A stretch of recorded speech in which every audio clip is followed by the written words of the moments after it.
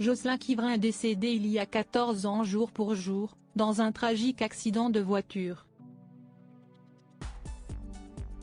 Il était à ce moment-là en couple avec Alice Taglioni, et père avec elle d'un garçon prénommé Charlie. Il y a 14 ans jour pour jour, Jocelyn Quivrin perdait la vie dans un accident de la route, à l'âge de 30 ans seulement. L'acteur était au volant de sa petite voiture de course, une Ariel Atom, et traversait le tunnel de Saint-Cloud en direction de Paris, sur la 13, avant de perdre le contrôle de son véhicule. Une partie de celui-ci a été percutée de plein fouet par le mur gauche du tunnel, avant que l'engin ne soit finalement coupé en deux. La partie dans laquelle se trouvait Jocelyn Quivrin s'est retrouvée à plusieurs centaines de mètres de l'autre moitié de la voiture, et s'est ensuite embrasée.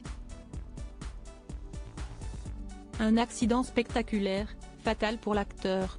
Il a laissé alors derrière lui ses proches, à commencer par l'actrice Alice Taglioni, la mère de son fils Charlie, âgé de seulement 8 mois au moment du drame. La jolie blonde, qui est aujourd'hui en couple avec Laurent Delahousse, avec qui elle a 2 enfants, Swan et Lino, s'est d'ailleurs tout récemment exprimé pour elle sur ce moment marquant de sa vie. Aujourd'hui, les circonstances de la mort de Jocelyn Quivrin sont encore inconnues. D'après Le Parisien, la vitesse a pu être un facteur puisque l'Ariel Atom conduite par Jocelyn Quivrin avait assez de chevaux pour monter jusqu'à 240 km/h. D'ailleurs, le compteur du Roadster était figé à 230 km/h lorsque les secours sont arrivés sur place.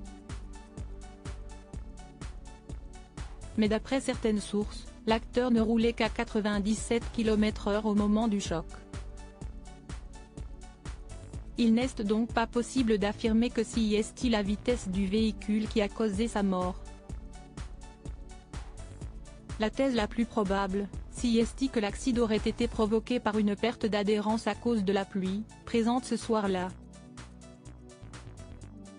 Mais là aussi, rien ne permet de le prouver. Quant à l'hypothèse selon laquelle il aurait été sous l'influence d'une quelconque substance, elle n'est pas vérifiable. L'état du corps ne permet pas, a priori, d'effectuer des prélèvements complémentaires pour vérifier une présence d'alcool ou de stupéfiants, avait expliqué un policier travaillant sur le dossier au Huffington Post.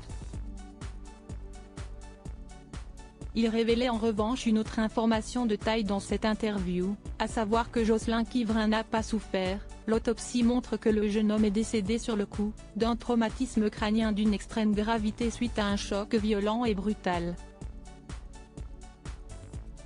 De quoi certainement consoler ses proches.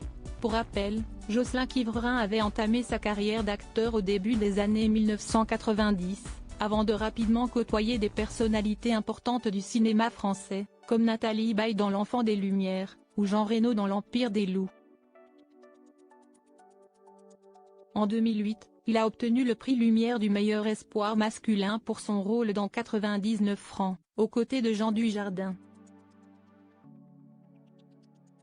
Une belle carrière, puis ce destin tragique.